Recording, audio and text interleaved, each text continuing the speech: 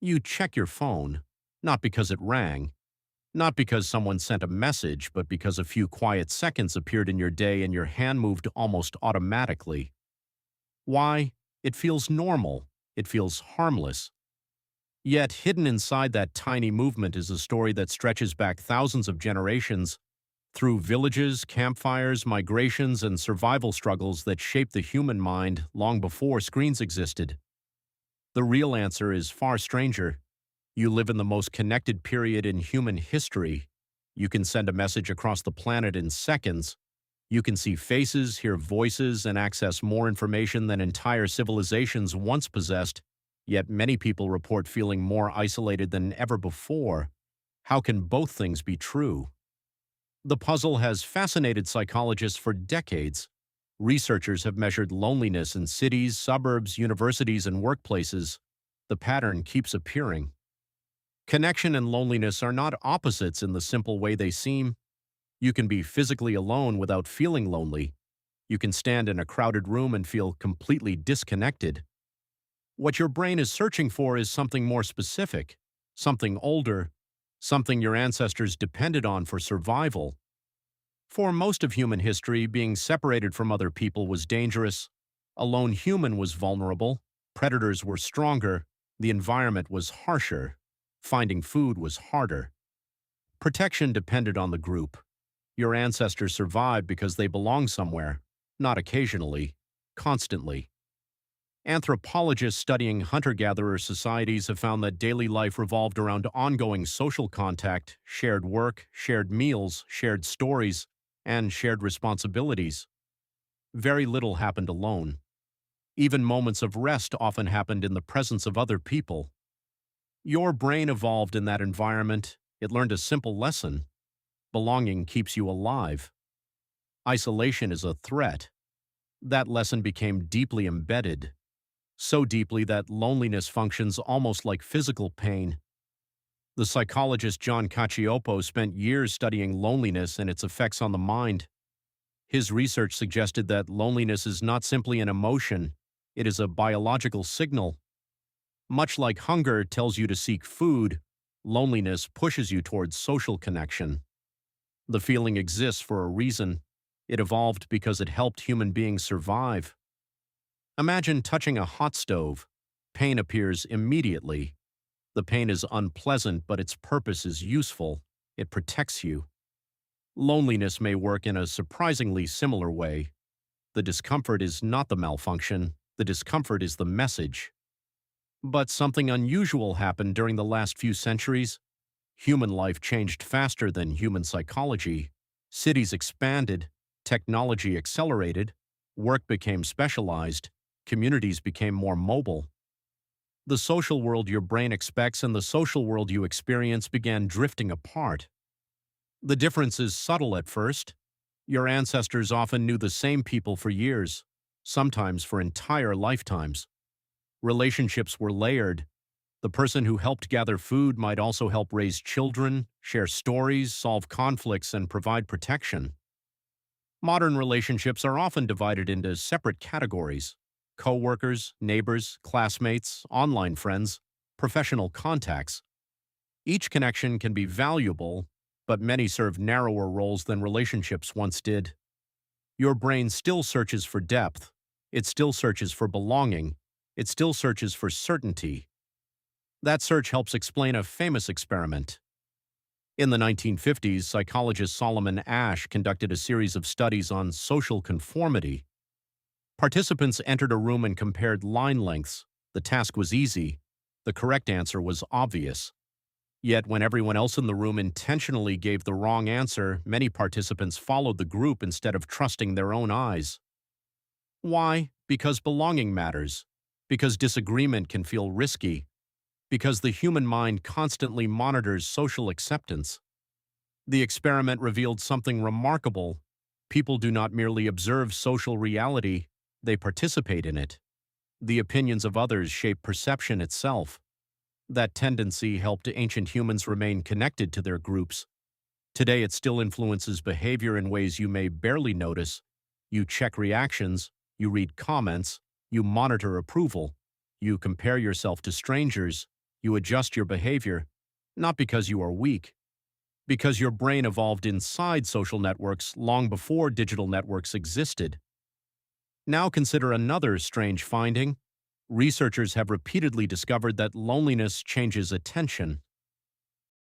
When people feel socially disconnected, they become more sensitive to signs of rejection. Ambiguous situations begin looking threatening. Neutral expressions seem colder. Small interactions feel more significant. The brain starts scanning for danger. Again, this once made sense. If exclusion threatens survival, noticing social risks early could be useful. But in modern life, the same system can create a difficult cycle. Loneliness increases vigilance. Vigilance increases anxiety. Anxiety makes connection harder. Difficulty connecting increases loneliness. The loop continues, sometimes without you realizing it. This brings us to one of the most surprising aspects of modern loneliness. It is not always caused by being alone. Sometimes it is caused by a mismatch between expected connection and actual connection. Imagine eating a single cracker when your body expects a full meal. Technically, you consumed food, yet hunger remains. Social interaction can work similarly. 100 brief encounters do not always provide what a few meaningful relationships provide. Your brain does not simply count interactions, it evaluates them. Do these people know you? Do they understand you?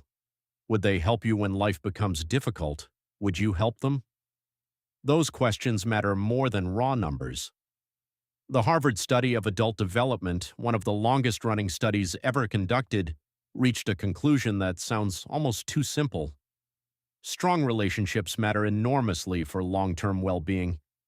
Across decades of observation, meaningful social bonds consistently appeared among the strongest predictors of life satisfaction and health. The finding is powerful precisely because it is not complicated. Human beings need one another, not abstractly, practically, emotionally, biologically. Yet modern life often encourages a different story. Productivity becomes the goal, efficiency becomes the goal, optimization becomes the goal, schedules fill, notifications multiply, days become crowded, and somehow meaningful connection can slowly disappear inside the noise. You may not notice immediately. The process is gradual, a skipped conversation here, a postponed gathering there, a friendship maintained only through occasional reactions and brief messages. Nothing dramatic happens. Then one day a strange feeling appears. You are surrounded by information, surrounded by people, surrounded by activity. Yet something feels missing. What is missing is often difficult to describe because it is ancient. Your ancestors would not have called it loneliness.